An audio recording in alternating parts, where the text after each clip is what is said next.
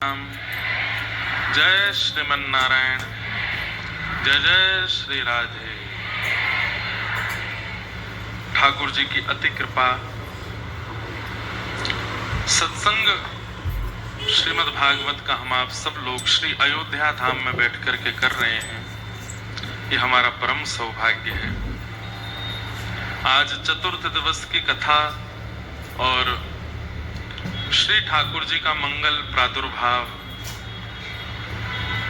कथा के मध्य में आज कृष्ण जन्मोत्सव का क्रम होना है। और आज ही के दिन कितने सारे अवतार होंगे कथा में। वराह अवतार होगा, नृसिंह अवतार होगा, वामन अवतार होगा, रामावतार होगा। अब कई क्रम तो हम बोल नहीं पाएंगे, नहीं तो मत्स्यावतार होगा, कूर्मा अवतार होगा, मोहिनी अवतार होगा। केवल आज की कथा में सारे अवतार और फिर रामावतार और रामावतार के बाद कृष्णावतार। सब ठाकुर जी का आज प्राकट्य यहाँ कथा में हम लोग मनाएंगे। श्री अयोध्या धाम हमारे लिए अति पूजनीय वंदनीय तो सबके लिए है, लेकिन हमारे लिए अति अति पूजनीय अति अति वंदनीय है, क्योंकि हमारा जन्म श्री अयोध्या जी की कृपा से ही हुआ है। और ये प्रसंग जो अवधवासी यहाँ बैठे हैं उनको ज्यादा रोचक लगेगा। हमारे पूज्य मलुकपीठ वाले महाराज जी, उन्होंने एक बार हमको बताया कि यहाँ बड़ी छावनी करके स्थान है और श्री बड़ी छावनी में शालिग्राम भगवान विराजते हैं, जिनको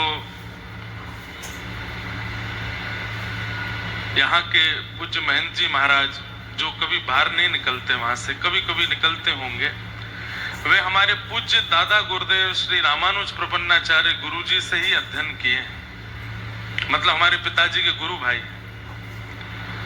तो वहां सनातन भगवान है, शालिग्राम भगवान का नाम श्री सनातन भगवान। एक बार मैंने दर्शन भी किया उनका।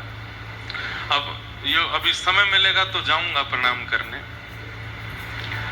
तो वहां बड़ी छावनी में हमारे पूज्य पिताजी महाराज के गुरुदेव अनंत श्री विभूषित श्री रामानुज प्रपन्नाचार्य गुरु जी, उन्होंने 1 महीना तक भागवत की कथा कही थी। उस कथा में आज अयोध्या के वृंदावन के जितने भी शीर्ष संत हैं वो सब उस समय विद्यार्थी थे। वो सब उस कथा में कथा सुनने के लिए गुरुदेव की बैठते थे। उसी बीच में मलुकपीठ वाले महाराज जी भी विराजे थे। पूज्य पिताजी भी कहीं कथा थी, वहां से कुछ दिन के लिए आए थे। तो महाराज जी ने बताया कि विश्राम जब कथा का मासिक कथा का हुआ तो छावनी वाले महाराज जी पूज्य गुरु जी को बोले कि गुरु जी अब कथा विश्राम हुई है, दक्षिणा श्री सनातन भगवान से मांगिए, वही दक्षिणा देंगे। तो हमारे पिताजी महाराज के गुरुदेव ने श्री सनातन भगवान से 1 महीना की कथा कह के दक्षिणा मांगी कि हमारे ठाकुर जी महाराज की 3 लाली हैं, एक लाला हो जाए जो भागवत जी की सेवा करे, जो भागवत जी की कथा करे। तो हे सनातन भगवान आप ऐसी कृपा करें। और महाराज जी बोले कि उसके ठीक 1 वर्ष बाद हम लोगों को खबर मिली, हम अयोध्या में थे, सब संतों को कि ठाकुर जी मतलब रामानुज गुरु जी के शिष्य ठाकुर जी के यहाँ लाला हुए हैं, मतलब हमारा जन्म हुआ। तो बोले हम सब लोगों ने श्री सनातन भगवान से ही कहा कि आपकी ही कृपा से हुए। बोले फिर हम लोग सब सोचते थे कि ये बालक भागवत की सेवा की कामना से मांगा गया है। देखो एक बात बहुत ध्यान से सुनिएगा। विष्णु आराधनार्थाय, नंद बाबा और यशोदा जी ने भी तीर्थ यात्रा करते हुए तीर्थ के देवताओं से पुत्र की याचना की, लेकिन पुत्र की याचना किस भावना से करते हैं, उस भावना पर वह पुत्र संसारी है कि भगवत भक्त है, ये निर्भर करता है। पुत्र की याचना इसलिए कर रहे हैं कि हमारी संपत्ति है, हमारा धन है, हमारा वैभव है, इसको कौन संभाले। पुत्र की याचना इसलिए कर रहे हैं कि हमारा वंश आगे कौन बढ़ावे। पुत्र की याचना इसलिए कर रहे हैं कि पुम नामक नरक से तारेगा अगर हमारा संस्कार करेगा तो। तो वह पुत्र संसारी ही होगा। लेकिन पुत्र की याचना इसलिए कर रहे हैं कि हे नाथ, हमारे घर में ठाकुर सेवा होती है, हमारे घर में संत सेवा होती है, हमारे घर में वैष्णवों की सेवा होती है, हमारे बाद इस सेवा को कौन संभालेगा, उसके लिए हमको एक उत्तराधिकारी चाहिए। तो वो पुत्र फिर भगवत भक्त ही होगा।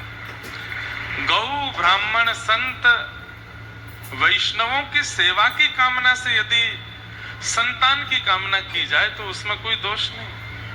नंद बाबा तीर्थ यात्रा करते हुए यही प्रार्थना करते थे कि मेरी 9 लाख गैया हैं, मैं चलो जाऊंगा तो 9 लाख गैया और उनके वंश की रक्षा कौन करेगा?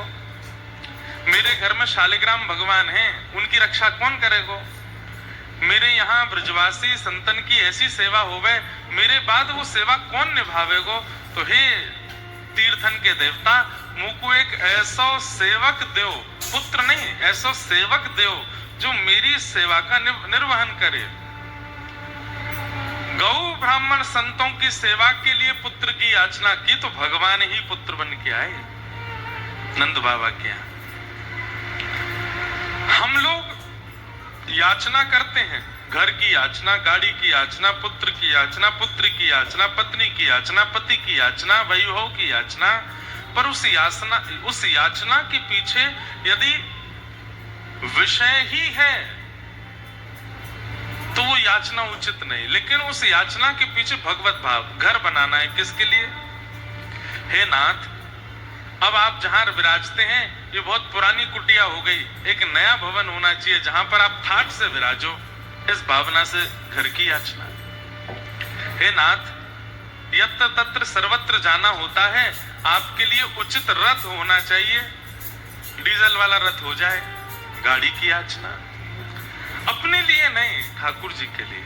और फिर वो यही हो कि वो ठाकुर जी का ही रहे वो वस्तु, उस पर अपनी इच्छा कभी हम थोपे ना।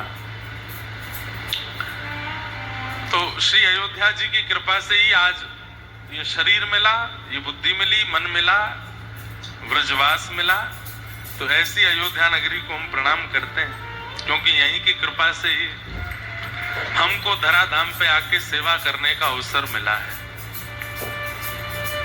आज हम रोज ही कहीं ना कहीं जाते हैं, हमारे सेवा समिति के सब लोग बहुत बढ़िया हैं। 3 घंटा 4 घंटा हम कथा सुनाते हैं, उसके बाद रात में और दिन में हम इनसे तो मिले ही नहीं पाते। अयोध्या में घूम घूम करके संतों के दर्शन कर रहे हैं। आज बाटी वाले महाराज जी के पास गए थे सुबह, और वहां बाटी वाले बाबा बाटी बनाते हैं। और कैसी बाटी बनाते हैं? बाटी सिद्ध करके उसको उबालते हैं, उबाल के फिर उसको सेकते हैं। अद्भुत बाटी। और उसमें हमारे यहाँ बाटी बनती है आलू की, यहाँ बाटी बनती है सत्तू की।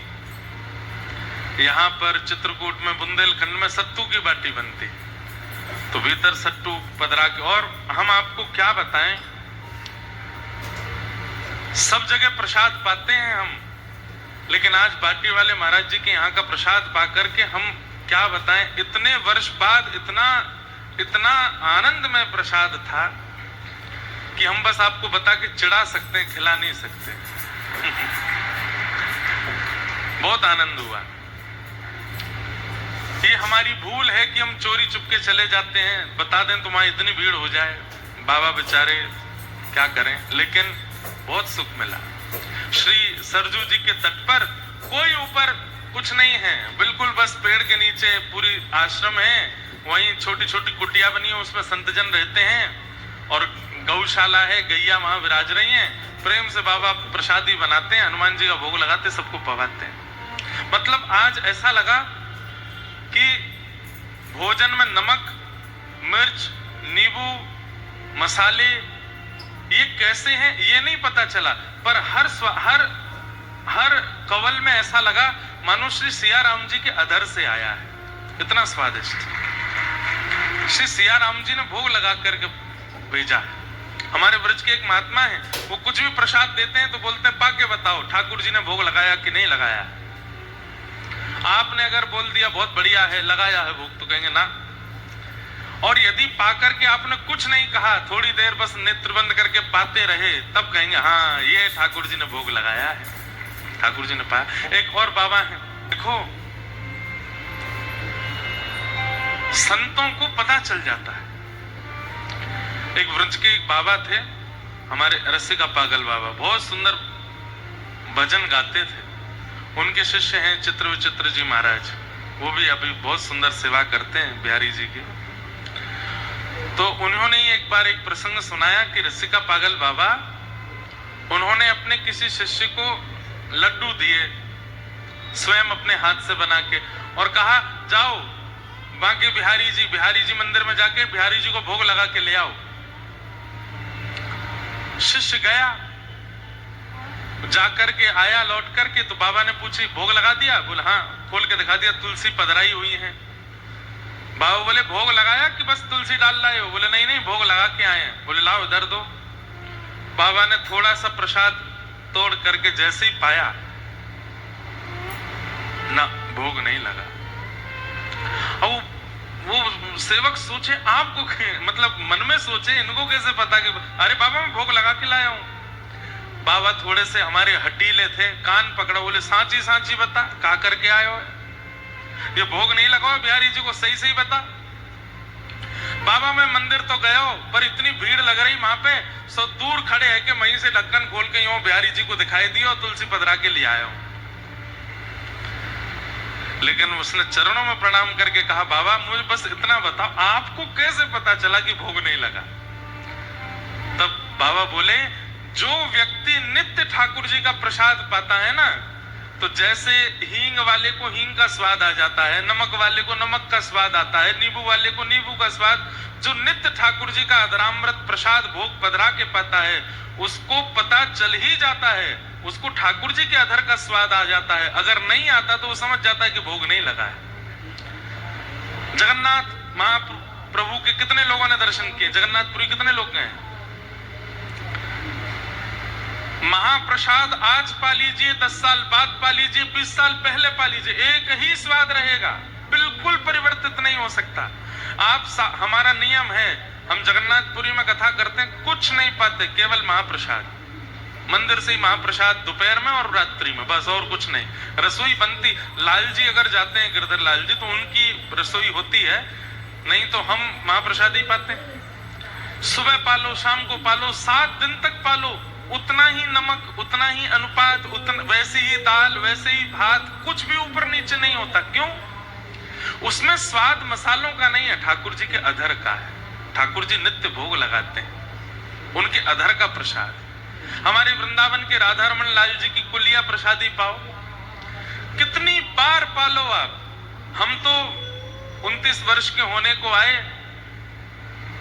2 वर्ष की आयु से, 1-1.5-2 वर्ष की आयु से कुलिया प्रसाद पा रहे हैं राधा रमन जी की, आज तक वही स्वाद है, बिल्कुल परिवर्तित नहीं हुआ। क्यों? वो खोआ नहीं है, वो रबड़ी नहीं है, वो दूध नहीं है, उसमें चीनी नहीं है, उसमें राधा रमन जी का अधरामृत है, इसलिए एक सा ही स्वाद है। अधरामृत का स्वाद होता है और वो उन्हीं को ही अनुभव में आता है जो 365 दिन, सालों साल, जीवन भर ठाकुर जी का प्रसाद ही पाते हैं, उनको अधरामृत का स्वाद आ जाता है। सत्य मानिएगा, जिसका नियम है प्रसाद पाने का, अगर उसको चलता फिरता कोई व्यक्ति कुछ दे भी जाता है, वो थोड़ा चाक के अनुभव कर लेता है कि इसका भोग नहीं लगा है, उसको पता चल जाता है। तो ठाकुर जी की अद्भुत लीलाएं हैं, अद्भुत कृपाएं हैं। ऐसे श्री अवध बिहारी लाल जी की हम पर कृपा है। आज यहाँ कथा करने आए हैं, सब संतों के दर्शन करने। शाम को जाते हैं, 1 बजे आते हैं, रात्रि यहाँ से उतरते ही चले जाते हैं, 1-1.5 बजे तक आते हैं और फिर सुबह उठते ही निकल जाते हैं। आज हमको 2-4 बहनें आके बोली समिति की, महाराज जी आप जल्दी आ जाए करो कथा में, आप 3 बजे का समय 3:30 तक आए। मैंने कि हम बाहर से डोल डाल के ही आते हैं 3:30 बजे तक, आज भी ऐसे आए। अब कोई प्रसाद पाके आवे, इतना अद्भुत प्रसाद पाके आवे, उसको नेक तो लगती है कि नेक तो लेट जाऊं मैं, हम लेट भी नहीं पाते हैं। हम आते वस्त्र बदलते हैं, सीधा यहाँ आपकी सेवा में, और ये ऐसे ही होता है। आप धार्मिक स्थानों में कथा सुनेंगे तो हम पकड़ में नहीं आएंगे, हम क्योंकि रहते ही नहीं, हम डोलते ही रहते हैं। अब यही कथा कहीं शहर में हो, कहीं, वहां हम निकलते नहीं है, केवल कथा करने जाएंगे और कहीं नहीं, बहुत कम कहीं जाना होता है। पर सबका मन, और यहाँ तो संतों के दर्शन है ना, उनका आमंत्रण, उनका निमंत्रण, दो होते हैं, एक निमंत्रण होता है, एक आमंत्रण होता है। निमंत्रण का मतलब होता है कि आप आओ चाहे मत आओ, आपकी मर्जी, पर आमंत्रण में अगर नहीं आए तो दोष लगेगा। यहाँ तो आमंत्रण होता है, इसलिए जाना पड़ता है।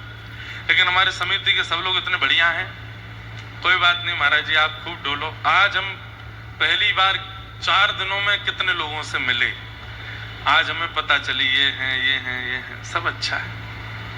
ये धाम है, ये तीर्थ है, यहाँ का सुख लेना बहुत। हम रोज रोज थोड़ी आ पाते हैं अयोध्या, आप भी रोज रोज नहीं आ पाते, इसका सुख लीजिए ना।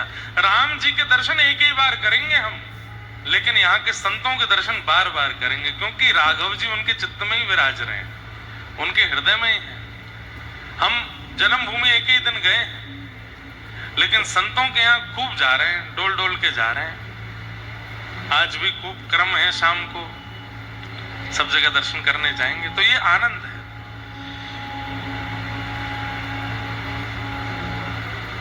स्थान का अपना महत्व होता है। व्यवस्था की प्रधानता दुबई में देखिएगा, व्यवस्था की प्रधानता गोवा में देखिएगा, मनाली में देखिए, कश्मीर में देखिए, बाहर विदेश की यात्रा पर गए वहां देखिए, पर धामों में आकर के तो व्यवस्था का त्याग कीजिए। ये तप की भूमि है, ये भजन की भूमि है, व्यवस्था की भूमि नहीं है। हम मुश्किल से 3 से 4 घंटे से ज्यादा सो नहीं पा रहे हैं। कई लोग बोले भी आप थके थके लग रहे हो, हम लोग पहले से ही थके हैं, और यहाँ फिर भागदौड़ जो हो रही है वो अलग। संसार के विषयों को भोगने से थकने से अच्छा है राम नाम बोल के थक लें, कथा करके थक जाएं, ठाकुर जी की सेवा करके थक जाएं, क्या बुराई है। आप लोग भी ऐसा ही रखो भाव। हमें तो समिति वालों पे भरोसा है कि ये सब बड़े अच्छे हैं, कोई ऐसी इनके मन में भावना ऐसी होगी नहीं, व्यवस्थाओं को लेकर के, विचारों को लेकर के सब अच्छे ही हैं, पर है तो धामों में नहीं होना चाहिए। यहाँ तो आप अगर 2 रोटी पाते हैं ना तो 1 रोटी पाइए, और 2 रोटी पाते हैं 3 पा रहे हैं तो धाम आपको स्वीकार नहीं करेगा। यहाँ तो रोटी भी 1 कम खाइए, 2 तकिया लगाते हैं तो 1 तकिया लगाइए, 16 पर एसी चलाते हैं तो 25 पर चलाइए, ठंडा पानी पीते हैं तो सादा पीजिए। मतलब अपनी व्यवस्थाओं को काटना है, तभी धाम निवास का फल प्राप्त होता है। यहां पर आकर के भी कोई अगर बहुत व्यवस्थित होने का प्रयास करे तो वो धाम निवासी नहीं। अब ये तो अभी हम रोज कक्ष में ही स्नान कर रहे हैं, नहीं तो नियम ये होना चाहिए कि रोज हम सरजू जी जाएं, वहीं स्नान करें, वहीं स्नान करके वहीं स्वरूप करके वहीं से ही निकल जाएं। लेकिन ये हम अभी थोड़े ज्यादा ही इतने नियम का पालन नहीं, तो नियम तो यही होना चाहिए कि सरजू जी बह रही हैं, हरिद्वार में रह करके भी कोई अगर वॉशरूम में स्नान कर रहा है तो ये दुर्भाग्य है कि नहीं, गंगा जी बह रही हैं वहां स्नान करो। हाँ, हमारे वृंदावन में यमुना जी का स्वरूप इतना अच्छा नहीं कि आप रोज स्नान कर सको, ये हमारा दुर्भाग्य है।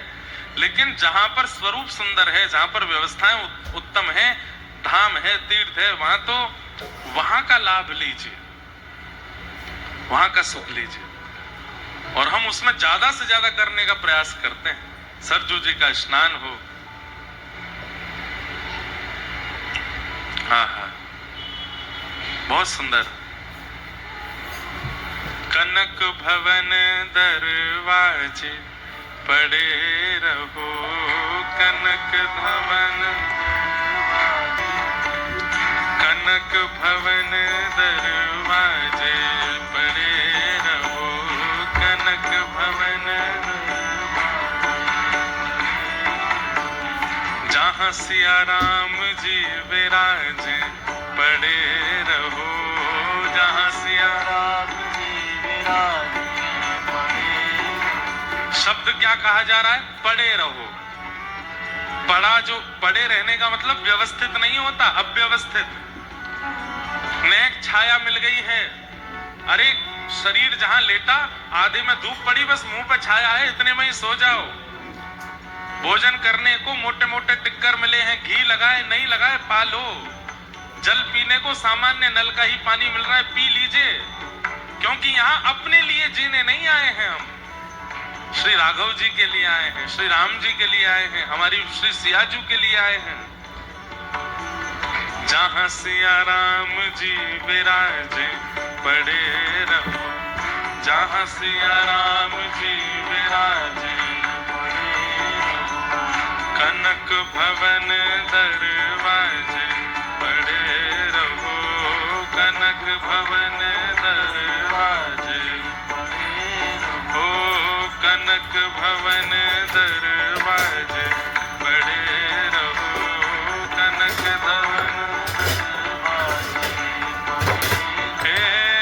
जहां सिया राम जी विराजे पड़े रहो, जहां सिया राम जी विराजे पड़े रहो। सुधर सोपान सो द्वार सुहावे, सुधर सोपान सो द्वार सुहावे, छटा मनोहर मोहे मन भावे, छटा मनोहर मोहे मन भावे, हाँ छटा मनोहर मोरे मन भावे, छटा मनोहर मोरे मन भावे। जहाँ सुंदर शोभा साजे पड़े रहो, सुंदर शोभा साजे पड़े रहो, जहाँ सिया राम जी विराजे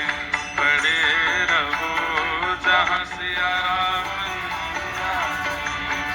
और आवत जात संत जन दर्शन, आवत जात संत जन दर्शन, आवत जात संत जन दर्शन, आवत जात संत जन दर्शन, दर्शन करके सुजन मन हर्षण, दर्शन करके सुजन मन हर्षण, दर्शन करके सुजन मन हर्षण, दर्शन करके सुजन हर्षण।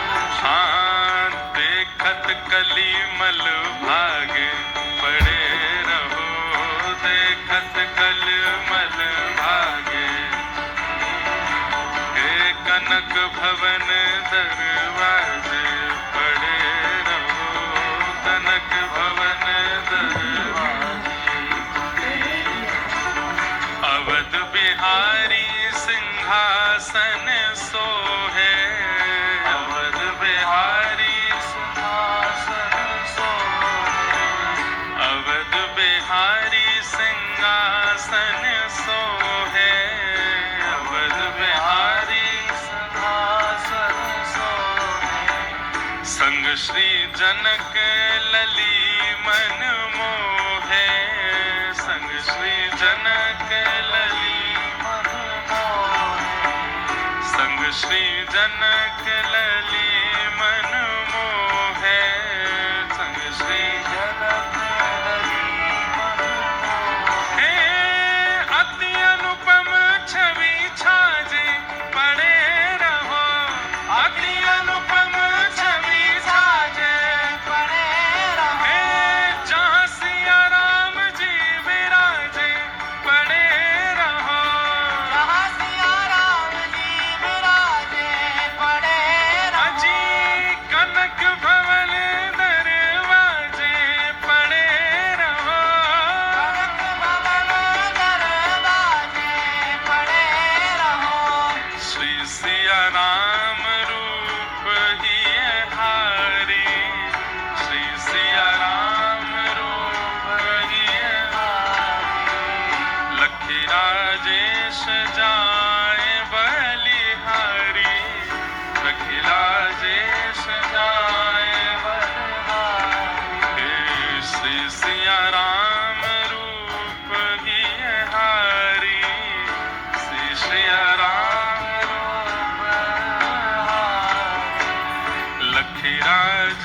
जाए बलिहारी, लखी राजेश जाए बलिहारी। हे कोटि काम लगे लाजे पड़े रहो, कोटि काम लगे लाजे पड़े रहो। हे कोटि काम लगे लाजे पड़े रहो, कोटि काम लगे लाजे। गाओ करताल बजा के। हे कनक भवन दरवाजे पड़े रहो, कनक भवन दरवाजे पड़े रहो। हे जहाँ सिया राम जी विराजे पड़े रहो, जहाँ सिया राम जी विराजे पड़े रहो। हे सिया राम सिया राम सिया राम कहिए, सिया राम सिया राम सिया राम कहिए, सिया राम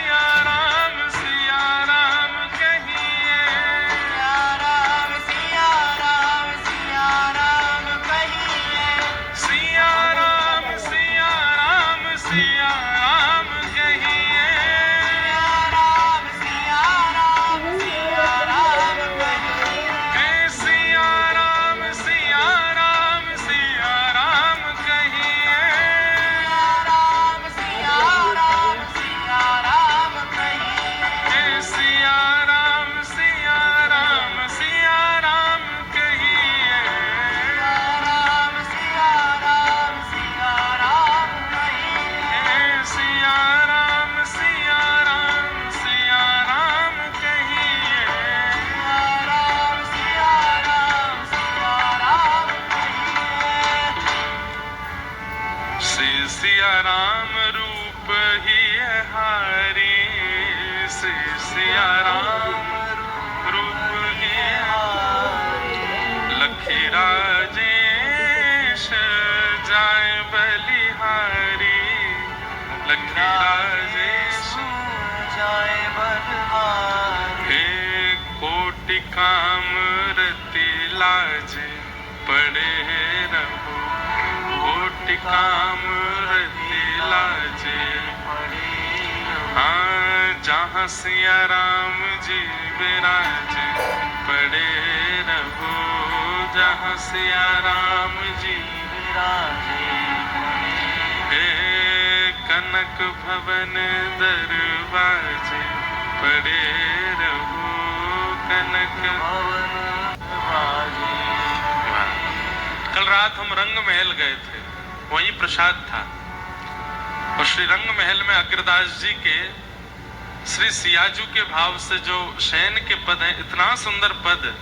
कल रात्रि वहां थोड़ी देर सेवा की और संभवतः कल या परसों श्री जन्मभूमि में भी थोड़ी देर राघव जी को पद सुनाएंगे। कथा से जाते ही थोड़ी उनकी सेवा करेंगे। तो यही सब धाम का सुख है। धाम का सुख खाना पीना सोना हंसना बैठना ये नहीं है। धाम में तो जितना समय हो सके ठाकुर जी को देख के आओ, संतों को देख करके आओ, वहां भूमि को देख करके आओ। खावे पीवे आना हो तो फिर बंबई जाओ, फिर बड़े बड़े शहरों में जाओ, ये पर्यटन स्थलों पर जाओ। पर्यटन स्थल और धार्मिक स्थलों में अंतर है। मैं बोलूं थोड़ी बात, बुरा नहीं मानना। आजकल धार्मिक स्थल पर्यटन बनते जा रहे हैं, वो पर्यटन के स्थान बनते जा रहे हैं। वो पर्यटन स्थल नहीं है, वो धार्मिक स्थल है। पर्यटन स्थल वो जहां शरीर को प्रधानता देकर के उसके सुख का विचार करके सामग्री देते हैं, और धार्मिक स्थल वो जहां शरीर का विचार ना करके आत्मा का विचार करके उसकी सुख की सामग्री देते हैं, वो धार्मिक स्थल है। अब जैसे जैसे कलयुग आ रहा है, खैर विकास तो किया जा रहा है धार्मिक स्थलों का, लेकिन उनको पर्यटन बनाया जा रहा है। वो फिर शरीर के सुख के लिए हो जाएगा, आत्म सुख नहीं मिलेगा वहां पर। तो हमारी तरह आप भी व्यस्त रहिए। 4 दिन तो निकल गए खा पी करके, खूब उधम मचाए आपने, सोए हो, खाए हो, बैठे हो। अब बाकी के 3 दिन क्या करोगे? थोड़ा कम खाइए, डोलिए, यहाँ संतों के दर्शन कीजिए। आज हम एक गए आए हैं, क्या कल तो आए थे बाबा सिया बाबा, सियाजू बाबा। आज उनकी कुंज में गए, छोटी सी कुंज। अब मैं वर्णन कर नहीं सकता, शब्द नहीं है उस कुंज के वर्णन के। श्री सियाजू की भोग की कुंज अलग है, श्रृंगार की कुंज अलग है, नौका विहार की कुंज अलग। भैया बता रहे थे, बोले जब बाबा पे कुटिया नहीं थी तो बक्सा में ही जल डाल के उसमें ही नौका विहार कराते थे सियाजू को। ऐसी सुंदर कुंज बाबा की सरजू जी के तट पर। ये कहाँ मिलेंगे ऐसे संतों के दर्शन आपको? जाइए दर्शन करके। और सुनिए, ये मेरे और आपके जीवित समय तक ही ऐसे संतों के दर्शन है, क्योंकि अब अगली पीढ़ी संतों के दर्शन नहीं कर पाएगी, संत बचेंगे ही नहीं, संत है ही नहीं। इसलिए भैया अयोध्या में आए हैं, थोड़ा व्यस्त रहिए संतों के पास, खा पी करके मस्त मत रहिए। यहाँ पर श्री राघव जी के पास जाइए, ठाकुर के सब प्रिय संतों के दर्शन करने जाइए। आज कथा का क्रम बढ़ाएं आगे और नंदोत्सव तक की कथा में पहुंचेंगे।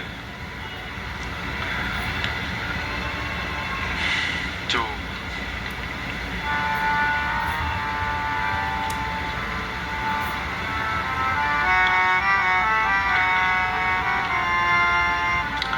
कल हम लोगों ने श्रवण किया कि भागवत की रचना की वेदव्यास जी महाराज ने।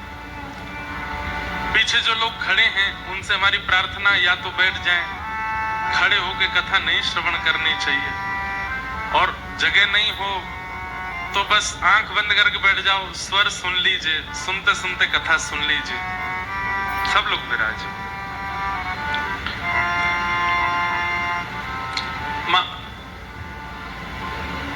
भागवत की रचना हुई और रचना के पश्चात श्री वेदव्यास जी महाराज ने श्री सुखदेव जी को भागवत जी का ज्ञान दिया। श्री शुकाचार्य जी ने यही भागवत का ज्ञान, यही भागवत का रस परीक्षित जी को प्रदान किया। सौनकादि ऋषियों ने प्रश्न किया, महाराज ये परीक्षित कौन है, इनके बारे में थोड़ा हमें विस्तार से बताइए, और इन्हें 7 दिन में मरने का श्राप क्यों लगा, कृपा करके आप हमें इसके बारे में थोड़ा विस्तार सुनाइए। तो सूत जी महाराज कहते हैं कि परीक्षित की कथा सुनना कोई आवश्यक तो नहीं है, लेकिन क्योंकि वक्षे कृष्ण कथोदयम, परीक्षित की कथा से कृष्ण कथा का उदय होगा, इसलिए मैं कहूंगा। देखो एक बहुत समझने वाली बात, चर्चा का विषय वो होना चाहिए जिसका कंक्लूजन ठाकुर जी की बात पे आके रुके। हम लोगों की चर्चा का विषय क्या होता है, जिसमें किसी की निंदा हो, किसी की स्तुति हो, किसी का बुरा कहा गया हो, किसी का भला कहा गया हो, और ऐसी ऐसी बातों को करने में हमारी रुचि ज्यादा रहती है। लेकिन शास्त्र आज्ञा करते हैं भगवत भक्तों को ऐसी चर्चा करनी चाहिए जिसमें घुमा फिरा के ठाकुर जी की बात आवे। आप संतों के पास जाएंगे, वहां आपको संसारी चर्चा करने को नहीं मिलेगी, वहां वो ठाकुर जी की ही चर्चा आपको सुनाएंगे। ऐसी ही चर्चाएं होनी चाहिए। अब यहाँ पर कितनी अच्छी बात श्री सूत जी कह रहे हैं कि परीक्षित की कथा सुनना आवश्यक नहीं है, लेकिन उसकी कथा से कृष्ण कथा प्रकट हो जाएगी, इसलिए मैं सुनाऊंगा। और यहाँ महाभारत के अंतिम पड़ाव का दर्शन करा रहे हैं सूत जी महाराज, बहुत ध्यान से सुनिएगा। यदा मृधे कौरव संजयाना वीरस्वथो वीरगतिं गतेषु भृकोदरा विक्तगदा विमर्श भृगनोरुदण्डे धृतराष्ट्रपुत्रे।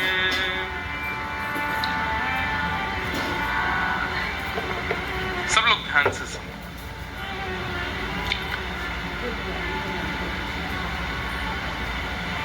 यदा मृधे कौरव संजयानां वीरेश्वथो वीरगतिं गतेषु।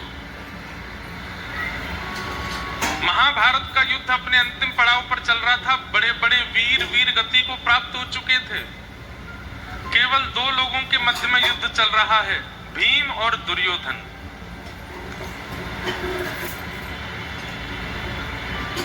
भीम बार बार बार अपनी गदा का प्रहार करता है, लेकिन दुर्योधन पर उसका कोई विशेष प्रभाव नहीं होता। सब लोग कथा जानते हैं, क्योंकि उसका संपूर्ण अंग गांधारी ने कृपा करके लोहे का बना दिया है, केवल जंघा रह गई है। बार बार प्रहार करने पर भी जब दुर्योधन का कोई बाल बांका नहीं हुआ, तो भीम ने ठाकुर जी की ओर देखा। तब ठाकुर जी ने कोई संकेत ना करते हुए केवल ऐसे इशारा किया, मानो अपनी जंघा पर हाथ फेर करके उसको इशारा किया, जंघा पे मारो। जंघा पर जैसे ही गदा का प्रहार हुआ, जंघा टूटी और दुर्योधन गिर पड़ा, उठ नहीं पाया, चिल्लाने लगा, चीखने लगा। तुरंत घोषणा हो गई कि भाई अब महाभारत युद्ध में कौरवों के पक्ष में कोई नहीं बचा है, पांडवों की विजय हुई। जैसे ही पांडवों की विजय हुई, अब देखो एक बात, भगवान जब लीला करते हैं तो आकाश मार्ग से समस्त देवता भगवान की लीला का अवलोकन दर्शन करते हैं और कुछ ना कुछ सीखते रहते हैं, और ठाकुर जी उसमें कुछ विशेष करें उसकी वो प्रतीक्षा करते हैं कि अब ठाकुर जी क्या करेंगे। जैसे ही महाभारत का युद्ध विजय हुए पांडव, तो देवताओं ने मन में विचार किया कि महाभारत का युद्ध जीत गए, लेकिन मेन कैरेक्टर हमारे शायद श्री ठाकुर जी ने तो कुछ किया ही नहीं। अरे इतनी आसानी से विजयता परोसनी नहीं चाहिए थाली में, कुछ तो ठाकुर जी की लीला देखने को मिले। देवताओं ने नारद जी से कहा, नारद जी आप कुछ करो। और श्री नारद जी महाराज बोले, अभी जाता हूं। दौड़ करके गए हिमालय पर। श्री बलराम जी महाराज तपस्या कर रहे थे, वो महाभारत युद्ध में नहीं आए थे। क्यों? बलराम जी ने कहा, एक तरफ मेरा शिष्य है दुर्योधन और दूसरी तरफ मेरा भाई है कृष्ण, मैं किस पक्ष में जाऊं? भाई का साथ दूंगा तो गुरु शिष्य के विद्रोह में कैसे खड़ा हो, और यदि शिष्य का साथ दूंगा तो अपने भाई से युद्ध कैसे करूं? तो श्री बलराम जी महाराज युद्ध में थे ही नहीं, चले गए वहां से। नारद जी महाराज ने जाकर के श्री बलराम जी महाराज की तपस्या के मध्य में प्रणाम किया। बलराम जी ने तुरंत नारद जी को जैसे ही देखा, तुरंत पहली बात ही पूछी, महाभारत युद्ध में क्या चल रहा है ये बताओ। नारद जी महाराज बोले, अब क्या बताऊं महाराज, छोड़ो उसकी बात मत करो। बोले नहीं नहीं नहीं बताओ मैं क्या चल रहा है। अरे रहने दीजिए ना, क्या करेंगे सुन के, छोड़िए। बोले नहीं नहीं नहीं बताओ ना क्या हो रहा है। नारद जी महाराज बोले, क्या बताएं, आपके भाई श्री कृष्ण के होते हुए अधर्म हो, ये हमने सोचा नहीं था, लेकिन ऐसा हुआ। हम लोगों की तो श्रद्धा खत्म हो गई। बलराम जी बोले, क्या हुआ? बोले, धर्म युद्ध में नाभि से नीचे प्रहार करना मना है, और दुर्योधन की जंघा पर प्रहार करके भीम ने युद्ध को जीत लिया। और आपको जान के आश्चर्य होगी, किसने आज्ञा दी? कृष्ण ने। नाभि से नीचे जांग पर प्रहार करवा करके युद्ध जितवा दिया पांडवों को। क्या बताएं, इतना धर्म हुआ वहां तो। बलराम जी महाराज ने जैसे ही ये बात सुनी, मेरे शिष्य दुर्योधन की जंघा पर प्रहार अधर्म किया, हल मूसल लेकर के माला झोली पकड़ा दी नारद जी को, बाद में करूंगा तपस्या, पहले जाके वहां देख के आऊं, निर्णय करके आऊं। हल मूसल लेकर के पहुंच गए। यहां पांडव सब विजय का आनंद कर रहे थे, ठाकुर जी के चरणों में प्रणाम कर रहे थे, नृत्य कर रहे थे, हमारी विजय हुई। इतने में ही पृथ्वी हिलने लगी, आकाश में बादल गरजने लगे। अर्जुन ने कहा, ये प्रलय जैसी स्थिति क्यों बन रही है? ये पृथ्वी कंपायमान भूकंप जैसा क्यों आ रहा है?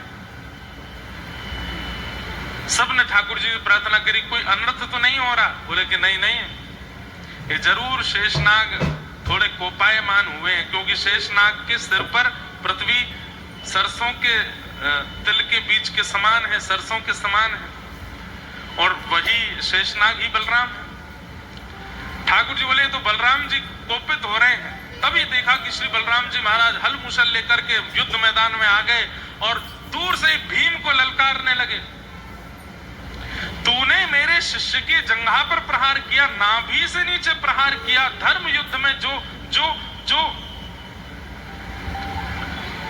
विचार में नहीं था वो तूने किया, अब तू जीवित नहीं बचेगा। भीम को मारने के लिए बलराम जी महाराज जब दौड़े, भीम ने भगवान के चरण पकड़े, बोले प्रभु रक्षा करो। ठाकुर जी बोले मैं देखता हूं। दौड़ते हुए बलराम जी आ रहे थे, इतने में भीम को पीछे करके ठाकुर जी आगे आ गए और श्री बलराम जी महाराज के चरणों में दंडवत साष्टांग प्रणाम करने लगे। किसी को साष्टांग करते देख व्यक्ति का स्वभाव है कि वो झुक जाता है।